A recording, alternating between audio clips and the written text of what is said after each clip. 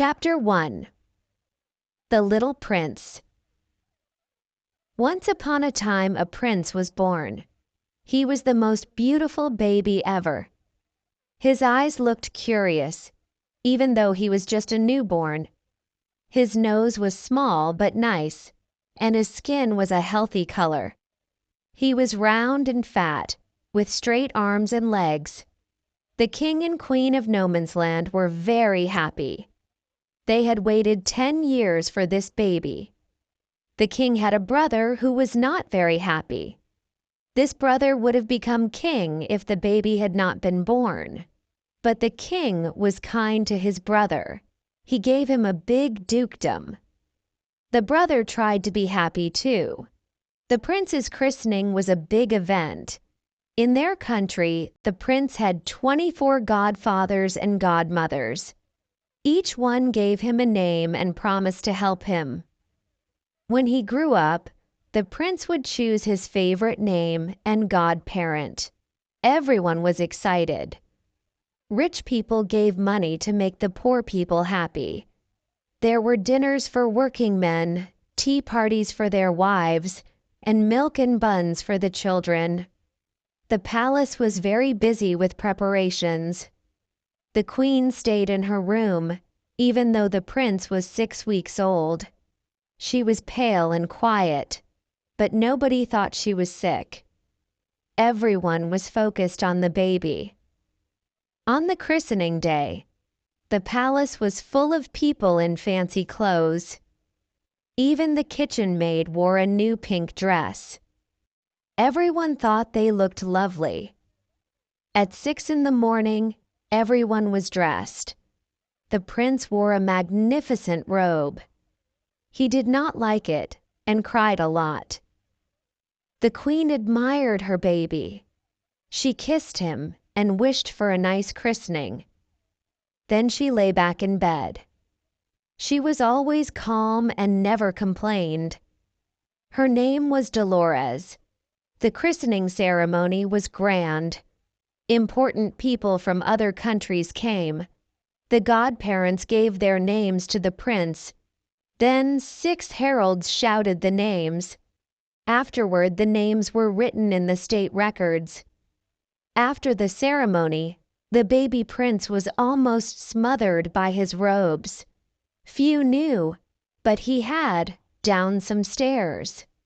His nurse, a fancy young lady, had dropped him while fixing her dress. The baby was pale, but did not cry. Nobody noticed, because the silver trumpets were loud. As the procession continued, the baby was carried under a white satin canopy.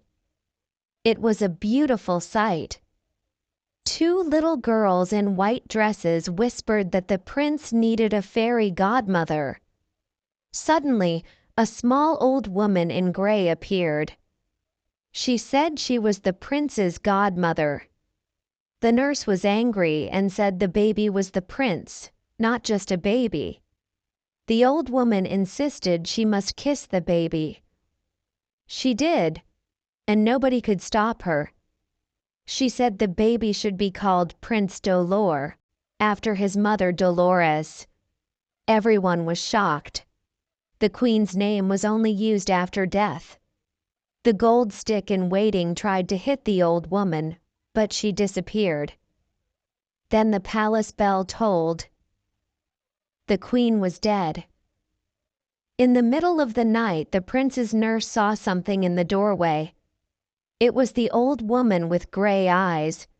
She screamed, and the old woman was gone. Everyone was kind to the little prince. People are usually kind to children without mothers. The prince had a nice nursery and many attendants. They treated him with respect. No one talked to him in baby language or kissed him. Some people secretly kissed him because he was so sweet. The prince did not miss his mother because he was too young.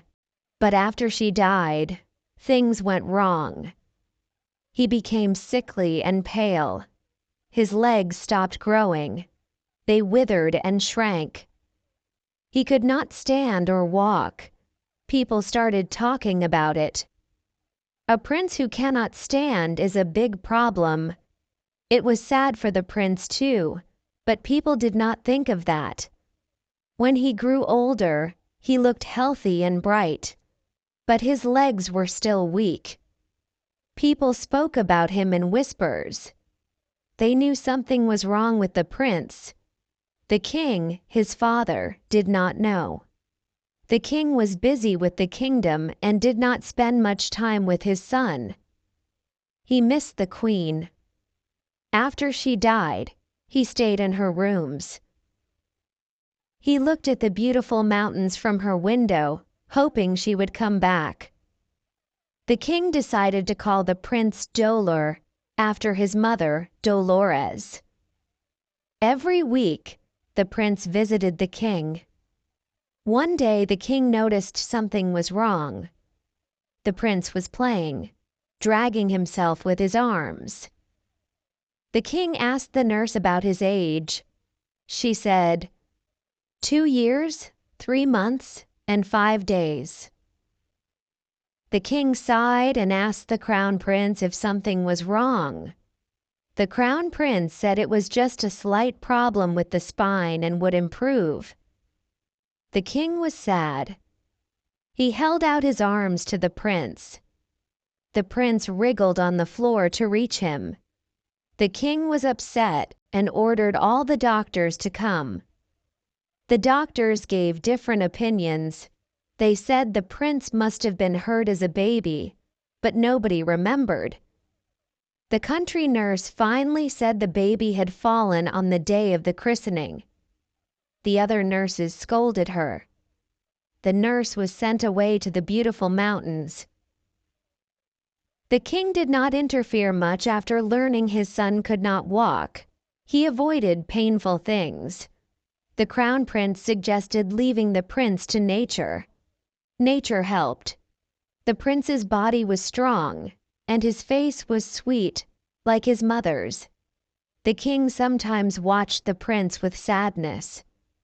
The prince learned to crawl and swing himself with his arms.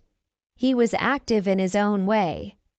The king asked the crown prince to take care of the prince if anything happened to him. The crown prince promised. Soon after, the king died suddenly. The prince was left without parents. The people were sad but moved on quickly. The prince became king, but the crown prince ruled as regent. The prince was too young. The crown prince and his sons made the country lively with entertainments. The regent and his sons were popular. The prince was seen rarely.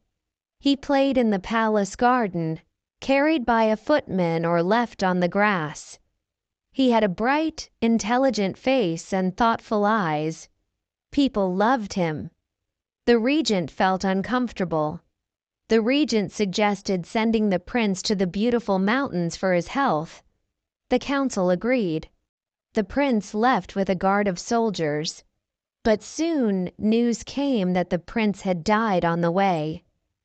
The nurse and doctor said he fell ill and died. His coffin was brought back, and he was buried with his parents. The country mourned and then forgot him. The regent became king. He ruled with dignity, but there is no evidence that he enjoyed it. Chapter 3. And what about the little lame prince? Everyone seemed to forget him, but not everyone. Some kind mothers and palace servants remembered him. They said, "Poor Prince Dolor." They thought he might be happier where he was. The truth was, beyond the mountains there was a flat, empty land. It had no trees or bushes, just grass and a few flowers. It was very hot in summer and very cold in winter. No one lived there. In the middle of this land stood a tall tower. It was very strong, with no doors and few windows, only near the top. It was about 100 feet high. The tower looked empty, but it wasn't. Inside, near the top, was a small house with 4 rooms. It had a kitchen, a bedroom for the nurse, a parlor, and a room for a child. This child was Prince Dolor. One winter night, a man on a big black horse came to the tower. He carried a woman and a child. The woman was sad and angry. She was a criminal, but she was not going to die. Instead, she had to live in the tower with the child. She could live as long as the child lived. This was to make sure she took good care of him. The child was Prince Dolor. He was a gentle boy with a sweet smile. He could not stand or run because his legs were small and weak. The man helped the woman and child into the tower. They never came down again. Every month, the man returned with food and supplies. He made sure the prince was alive and well. Prince Dolor had everything he needed. He was happy because he did not know what he was missing. His nurse was kind to him, even though she was a criminal. She took good care of him. Prince Dolor spent his time playing and learning. He crawled and jumped around like a puppy. He loved to look out the windows and watch the sky and the land below. He read many books and learned about the world. As he grew older, Prince Dolor began to feel sad. He wanted to see the world he read about in his books. He longed for a friend. One day, while he was sitting and feeling sad, he heard a tap, tap, tap. He turned around and saw a little old woman. She was not scary, but very curious. She had gray hair and a gray dress. She smiled sweetly and spoke softly. "My dear little boy," she said, "I could not come to you until you wanted me. But now you do want me, and here I am." Prince Dolor was polite and asked, "Who are you? Are you my mother?" The old woman smiled sadly and said, "No, but your mother was my friend. I am your godmother." Prince Dolor was happy. He asked if she could stay and play with him. They played and talked together. "Are you happy here?" the godmother asked. "Yes," said Prince Dolor, "but I wish I had a friend to play with." The godmother looked sad. "I cannot give you a friend, but I can help you." "Thank you," said Prince Dolor. "But why do you say I need help?" The godmother looked at his legs and his face. She said, "Kiss me." Prince Dolor asked, "What is kissing?" The godmother hugged and kissed him. He kissed her back. "You are better than my kitten," he said. "Promise me you will never go away." "I must go, but I will leave you a gift," she said. "A traveling cloak." Prince Dolor did not understand. "I never go out. Why do I need a cloak?" "It is a special cloak," said the godmother. "It will take you wherever you want to go." Just then, they heard a heavy step and a grumpy voice. It was the nurse bringing dinner. Prince Dolor was worried. "Will you go away, godmother?" he asked. "Maybe, but only for a little while. Wish for me, and I will come back," she said. Prince Dolor was uneasy. He did not know what would happen when the nurse saw his godmother. But he trusted her and knew she would come back. Chapter 4. Prince Dolor received a special cloak from his godmother. It looked old and small. When he touched it, it became tiny. He hid it in his pocket to keep it secret from his nurse. Later, Prince Dolor took out the cloak. It was just a piece of cloth, dark green and shabby. It had a hole in the center for his neck. It looked like a poncho. He felt sad because it was so shabby. He wondered why his godmother gave it to him. He put the cloak away in his cupboard. He did not want his nurse to see it. After a while, he forgot about the cloak. He almost forgot about his godmother, too. One day, Prince Dolor became very ill. He felt very sad and lonely. He wished his godmother would come back. He missed her very much. One night, Prince Dolor felt a kiss on his neck. He turned around and saw his godmother. He was very happy to see her. He hugged her and kissed her. She asked him about the cloak. Prince Dolor said he had put it away. She told him to get it. He took it out of the cupboard. She told him how to use it. He had to sit in the middle, open the skylight, and say, "Abracadabra, dum dum dum." Prince Dolor thought it was silly, but he trusted his godmother. She laughed and said, "Abracadabra, dum dum dum." Then she disappeared. Prince Dolor felt better. He looked for his cloak but could not find it. His nurse had cleaned his room and thrown away his toys. Prince Dolor was very sad. He cried quietly so his nurse would not hear him. Then he heard a laugh. He saw the cloak in the corner of his room. He picked it up and hugged it. He unrolled it and wondered what would happen next. Chapter 5. If you wonder if there is a hidden meaning in this story, there is. But I have hidden it well. You can read it like a simple fairy tale. Let's return to Prince Dolor, the little lame boy. He was untying his wonderful cloak, which was very tight. He used his small hands and was very determined. His eyes were shining with excitement. When we see people suffering, we feel sorry for them. But when they bravely face their problems, we respect them. We can admire even a little child. When Prince Dolor untied all the knots, something amazing happened. The cloak unfolded itself. It laid flat on the carpet.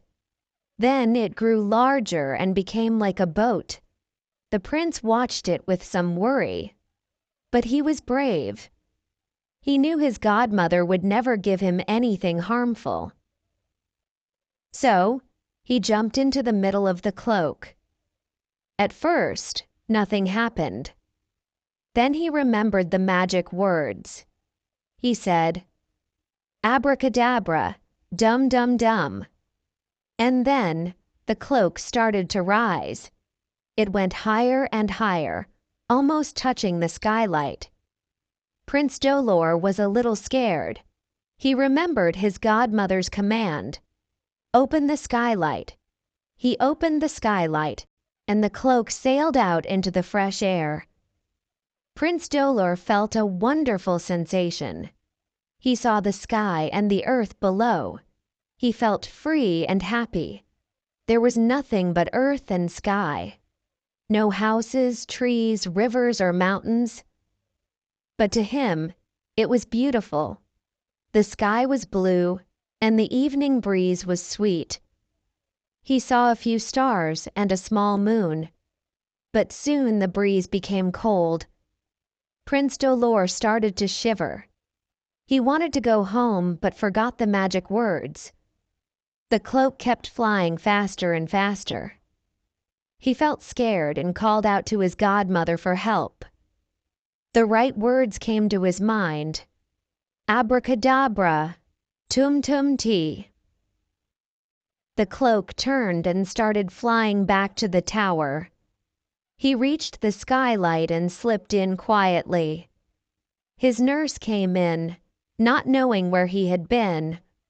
The cloak folded itself into a small parcel and hid in a corner. The nurse didn't see it. She brought his supper, but Prince Dolor was thinking about his cloak. That night, he lay in bed and thought about traveling the world on his cloak. The next day, he did his lessons quickly. Then he opened the skylight, said the magic words, and was off again. His godmother made an image of him reading, so his nurse wouldn't notice he was gone. Prince Dolor floated in the air, seeing many wonderful things. He saw tiny flowers and wished he had glasses to see them better. Suddenly, he had a pair of gold spectacles. He could see every blade of grass and tiny flower. He looked up at the sky and saw a line of birds flying. They were passage birds. He wished he could see where they were going. The cloak moved him closer to the birds. He watched the swallows flying and wished he could travel with them. He wanted to see the world, but the swallows kept flying on their path. Feeling sad and lonely, he decided to go home. He said the magic words and went back to his tower. He spent 3 days feeling unhappy, even though he had his wonderful cloak. Chapter 6. Prince Dolor felt happy. He got new books. He liked books a lot. The king sent him toys too. But Prince Dolor did not care about toys now. He said, "I am a big boy." He did not want to play with the rocking horse. The rocking horse was fun when he was little. Now he wanted something more. Prince Dolor looked at the big black horse. It was a beautiful horse. He thought it would be nice to ride it. "If I were a knight, I would see the world," he thought. He imagined riding the horse fast. He imagined seeing new places. He read all his new books. The books told him about knights and adventures. He wanted to know what it felt like to ride a horse. He wished to see the world. "I will try," he said. His godmother always let him try hard before he got anything. She wanted him to learn and grow. This day, the knots on his traveling cloak were hard to untie. But soon he was in the open air. He floated over the tower. The air felt fresh and cool. Before, he always stayed near home. But now he felt tired of the tower. "Let's go," he said. The cloak moved fast, like a train. The wind rushed past him. He felt free and excited. "This is like riding a race," he said. He felt happy. He loved the speed and the wind. But soon, he was cold and hungry. Then it started to rain. He got very wet. The rain was cold and heavy. "Should I go back?" he thought. But he said, "No, I must see the world." Suddenly he felt warm. A bear skin covered him. It was soft and warm. He found food in his pocket. It was the best food he ever tasted. He ate slowly, enjoying each bite. He drank rainwater. It was fresh and good. The sun came out and dried him. He felt warm and fell asleep. The sun was bright and kind. When he woke up, he saw a beautiful land. It had a river, trees, and fields. The fields were green and full of flowers. He watched the river and trees. He thought they were wonderful. He loved the colors and the sounds. He wanted to see animals. The cloak took him to a valley. He saw cows, horses, sheep, pigs, and birds. The birds sang sweet songs. He listened to the sounds.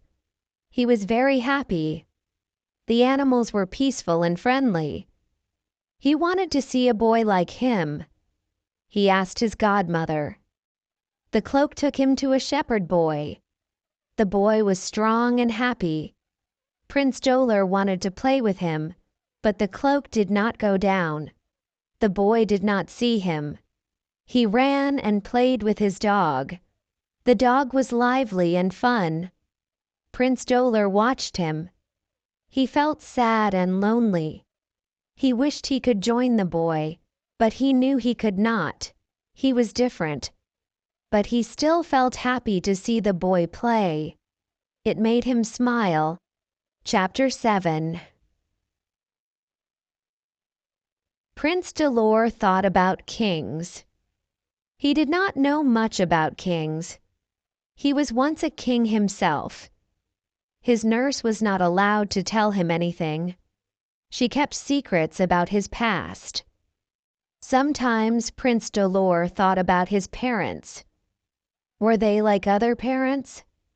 He did not know them. Because he knew nothing, he did not miss them. Reading stories about children and their mothers made him feel lonely. It made him sad. He learned about kings and princes in his lessons. He did not understand everything. Still, he thought about it a lot. His nurse did not like his questions. She gave sharp answers. This made him think even more. After his last painful journey with the traveling cloak, he did not want to see the world anymore. He was happy reading books. He loved listening to his little lark. The lark sang for him every day. During winter, the lark's song made him happy. He did not need anything else, not even his traveling cloak, which stayed unused in a corner. His godmother did not visit him. It seemed she had given him gifts and left. He had to use them as he wished. When children grow up, they must make choices on their own. Prince Dolor was now a big boy. He was not tall. His legs were weak and small, but he had strong arms and shoulders. He was handsome. He looked like his mother. He was a smart boy. He loved to learn. He worked hard at his lessons. He never gave up until he understood everything. One day, he asked his nurse a question. "Will I ever be a king?" The nurse was shocked. She had forgotten about her crime. She had forgotten her punishment. She almost loved the prince now. She felt sorry for him. The nurse thought about the truth. Should she tell Prince Dolor? After much thinking, she decided to write it down. She wrote on his slate, "You are a king." Prince Dolor was surprised. He was excited. He felt like a real king. The nurse quickly wrote his history. She wrote about his parents. She wrote how they died. She wrote how his uncle took the throne. She wrote how he ended up in the tower. The prince felt sorry for the nurse. He decided to help her and himself. He wanted to go out into the world. He wanted to fight for his rights. He barely slept that night. The next morning, he dressed himself. This was hard for him. He usually depended on his nurse. He wanted to be independent like a real king. He untied his traveling cloak. He set off. As he flew, he said goodbye to his lark. He asked his godmother to guide him. The cloak flew fast. It went over mountains. It went over forests. It went over lakes. Prince Dolor was scared. He stayed quiet. He waited for what would happen. After some time, he heard a noise. It was like a giant hive of bees. He looked down. He saw a big city. It was beautiful. It was busy. But he did not understand it. He wished he had someone to talk to. A magpie appeared. The magpie offered to talk. She knew a lot. She loved to talk. The magpie explained everything she saw. Prince Dolor listened carefully. Prince Dolor noticed people. Some were happy. They were busy. Others were sad. They were miserable. He wondered if the world could be fair. He thought he would try to make it fair. If he were a king. The magpie showed him the royal palace. It was huge. It was beautiful. It had many rooms. It had gardens. There was one small room. It had a view of the beautiful mountains. But it had been closed since the queen died. Prince Dolor wanted to see the king. Chapter 8. What is fun? A revolution. The magpie thought it was fun, but it was not fun. It was scary. It was bad. The big bell rang. Guns fired. The people knew they had no king. They came together in big groups. They talked loudly. Sometimes they shouted. Sometimes they roared. Prince Dolor heard them. He floated in the air. He listened. He heard many cries. Long live the king! The king is dead. Down with the king! Down with the crown! Hurrah for the republic! Hurrah for no government! The cries went up to the sky. The scene below changed. Revolutions happen. They happen when bad kings make people bad too. They happen when bad rulers hurt people. They happen when people want change. I hope you never see a revolution. I hope I never see one too. Revolutions are very bad. Soldiers shoot people. Scaffolds are built. Heads fall off. Houses burn. Women and children are hurt. It is very sad. It is very evil. Prince Dolor saw all this. It happened so fast. He was very confused. "Oh, let me go home," he cried. He covered his ears. He shut his eyes. "Let me go home," he said. His lonely tower felt like home. It felt safe. "Goodbye, then," said the magpie. She flapped her wings. She had talked all day and all night. Prince Dolor floated over the city for a long time. He did not eat. He did not sleep. He watched the terrible things below. "You have seen enough of the world?" asked the magpie. "Oh, I have," cried the prince. He shivered. "Until next time." "All right, Your Highness. You don't know me, but I know you. We may meet again." The magpie looked at him. Her eyes were sharp. They looked like his godmother's eyes. But then she became a bird again. She screeched and flew away. Prince Dolor saw his uncle. The magpie said, "He is dead." The prince felt sorry for him. The king looked peaceful. This was death. Even kings die. Well, well, he had a hard life. Maybe he is glad it is over. "Goodbye, Your Majesty," said the magpie. The prince's first and last sight of his uncle was over. He sat on his cloak. He was silent. He was thoughtful. "What shall we do now?" asked the magpie.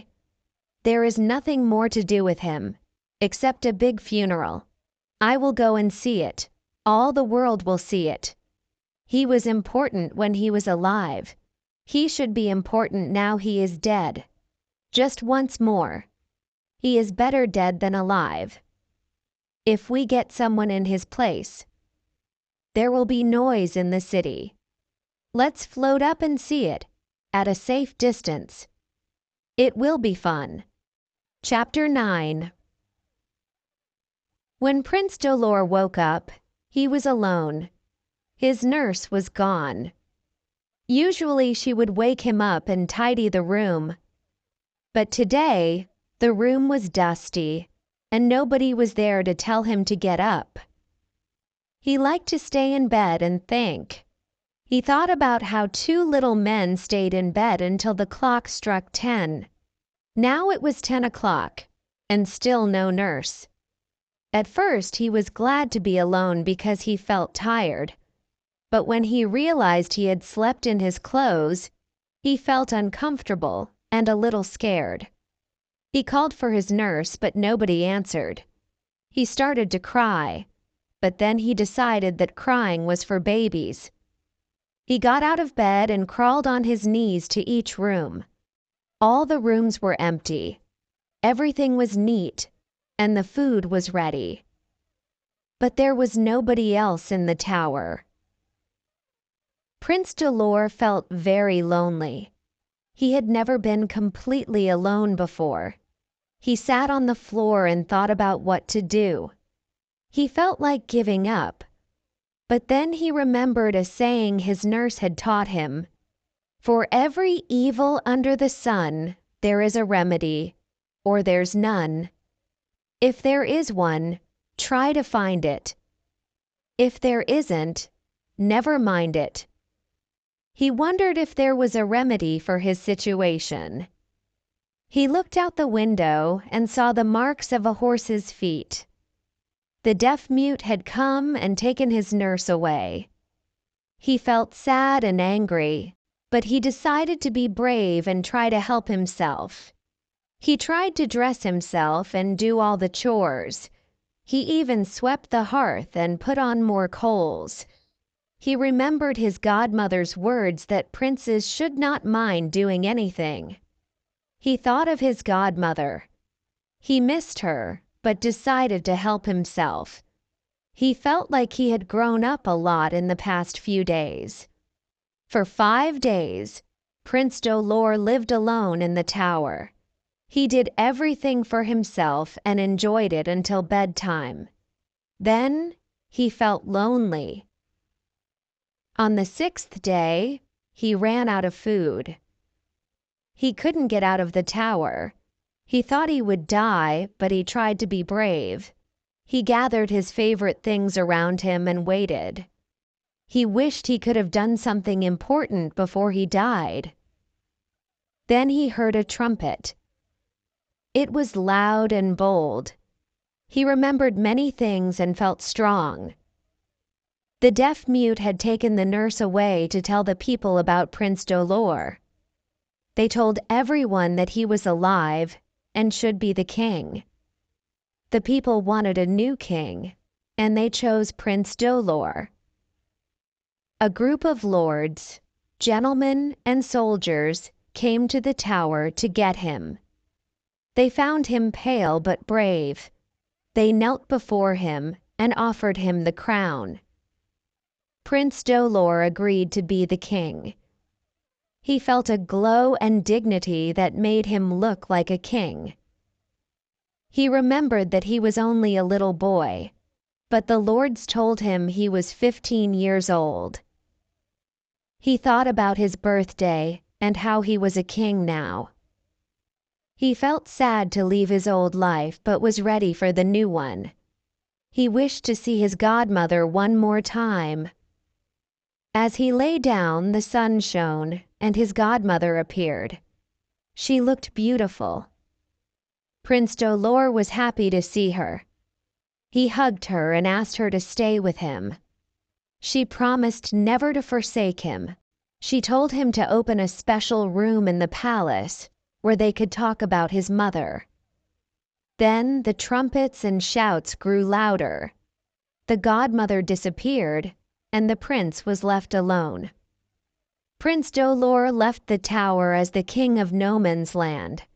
He took only one small thing with him, his traveling cloak. Chapter 10. Did Prince Dolor become a great king? Was he like a father to his people? Did he have a long and happy reign? What important things happened during his rule in no man's land? To answer all these questions, I would have to write another book.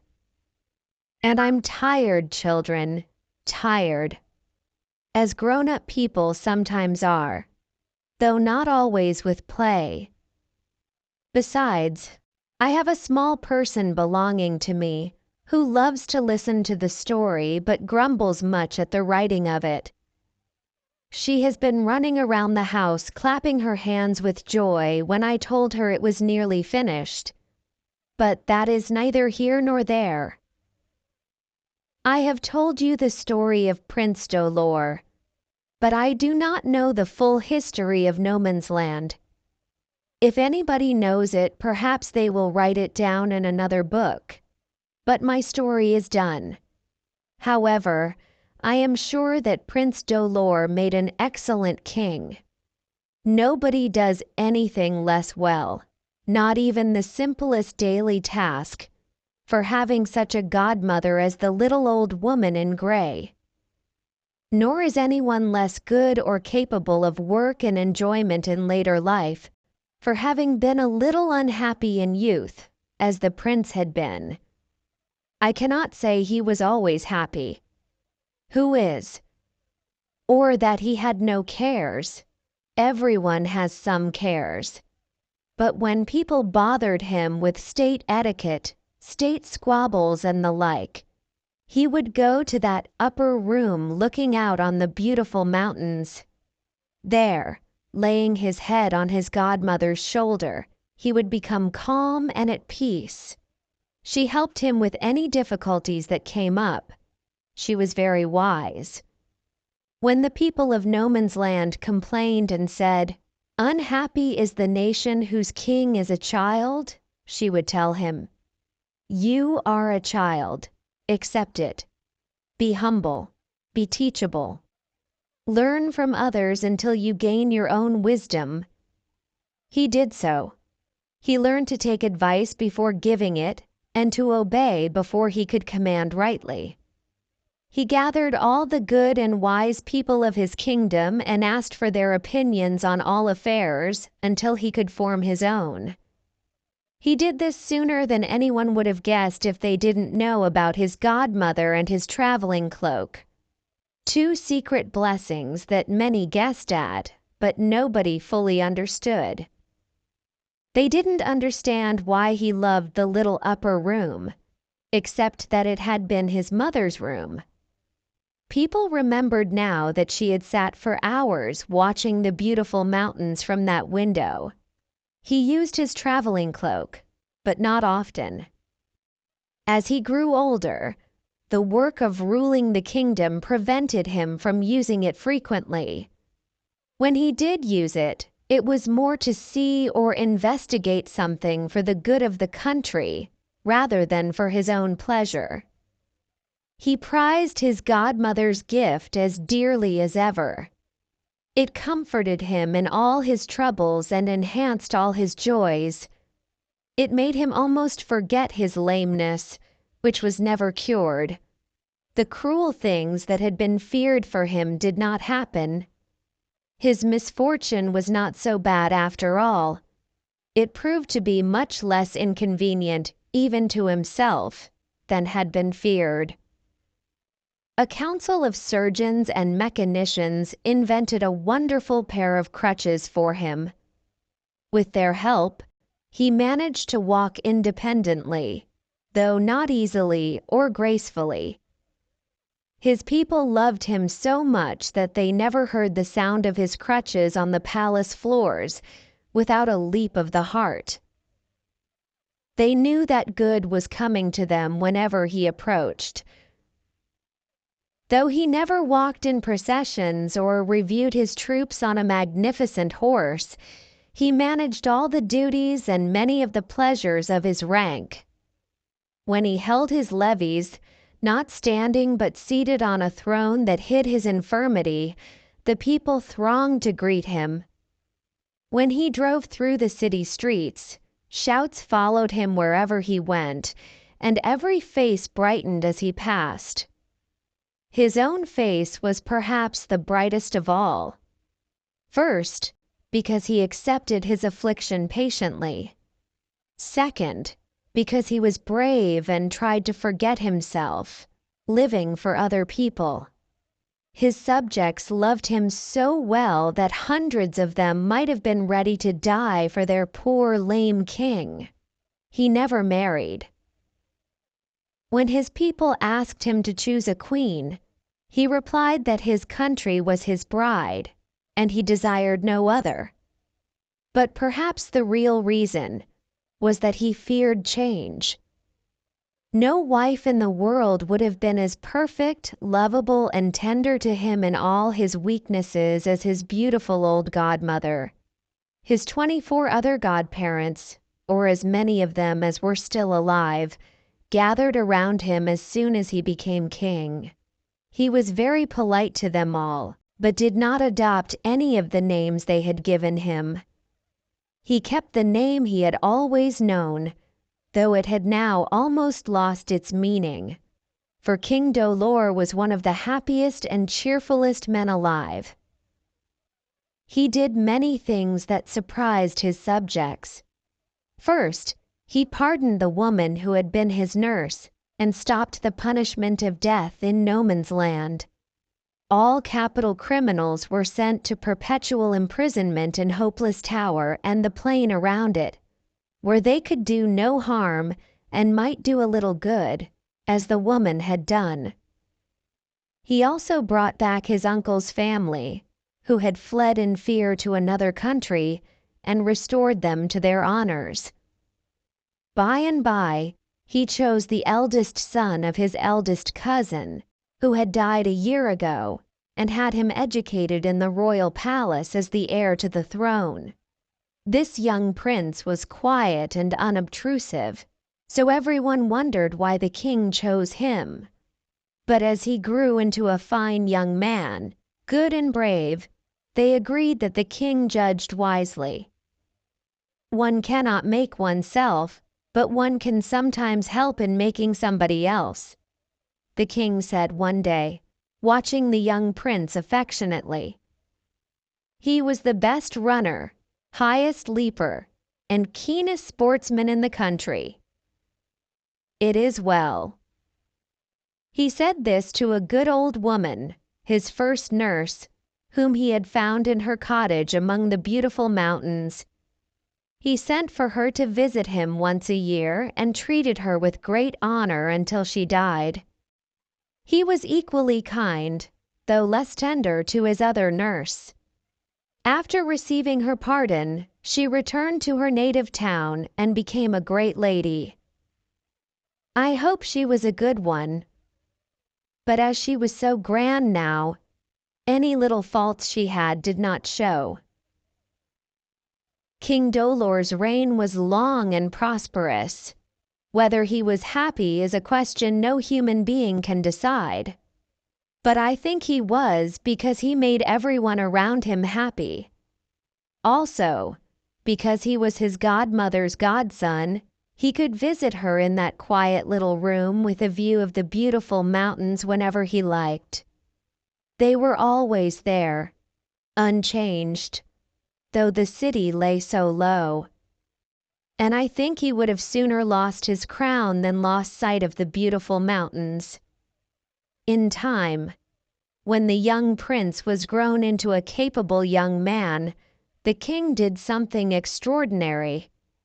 He announced that he wished to invest his heir with the royal purple while he went on a distant journey he had long desired to take.